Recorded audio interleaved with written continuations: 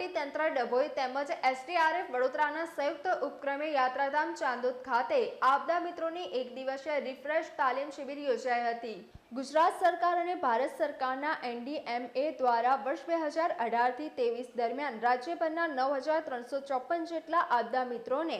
SDRF દ્વારા નિવાસી તાલીમ આપી તાલીમબદ્ધ કરવામાં આવ્યા હતા। ત્યારે ચોમાસાની ઋતુને ધ્યાનમાં રાખી તાલુકા વહીવટી તંત્ર ડભોઈ તેમજ એસડીઆરએફ લાલબાગ વડોદરાના સંયુક્ત ઉપક્રમે તાલીમ પામેલા 50 ઉપરાંત આપદા મિત્રોની એક દિવસીય રિફ્રેશ શિબિર ડભોઈ તાલુકાના યાત્રાધામ ચાંદોદ ખાતે યોજવામાં આવી હતી। સવારના સેશનમાં આ આપદા મિત્રોને ડિઝાસ્ટરની પરિસ્થિતિમાં વહીવટી તંત્રને મદદરૂપ થવા તેમજ એનડીઆરએફ અને એસડીઆરએફ સાથે સંકલનમાં રહી પૂર બચાવ કામગીરી, રાહત વિતરણની કામગીરી, સ્થળાંતરમાં મદદરૂપ થવું, રસ્તાઓ ખુલ્લા કરવાની કામગીરી સુંદર રીતે બજાવી શકે તે અંગેની બી હાઈસ્કૂલના હોલમાં મૌખિક તેમજ પ્રોજેક્ટર માધ્યમ સવિસ્તાર માર્ગદર્શન સાથે સમજ અપાઈ હતી। તો બપોરના સેશનમાં ઐતિહાસિક મલ્હારરાવ ઘાટના નર્મદા કિનારે પૂર બચાવ કામગીરી, પ્રાથમિક સારવાર જેવા વિષયોમાં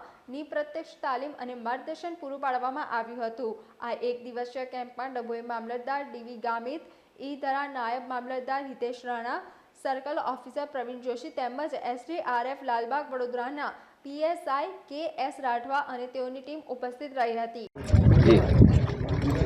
આજરોજ ચાણોદ મુકામે તાલુકા વહીવટીતંત્ર ડભોઈ તેમજ એસડીઆરએફ ટીમ વડોદરા દ્વારા એક દિવસીય આપદા મિત્રોને રિફ્રેશર તાલીમનું આયોજન કરવામાં આવ્યું હતું, જેમાં પૂરના અને ડિઝાસ્ટરના આવશ્યક સંજોગોમાં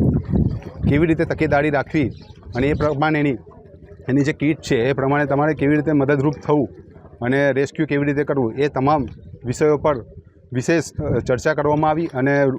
પ્રત્યક્ષ તાલીમ આપવામાં આવી। કયા સ્થળે તાલીમ આપવા આવીને કયા અધિકારો આજે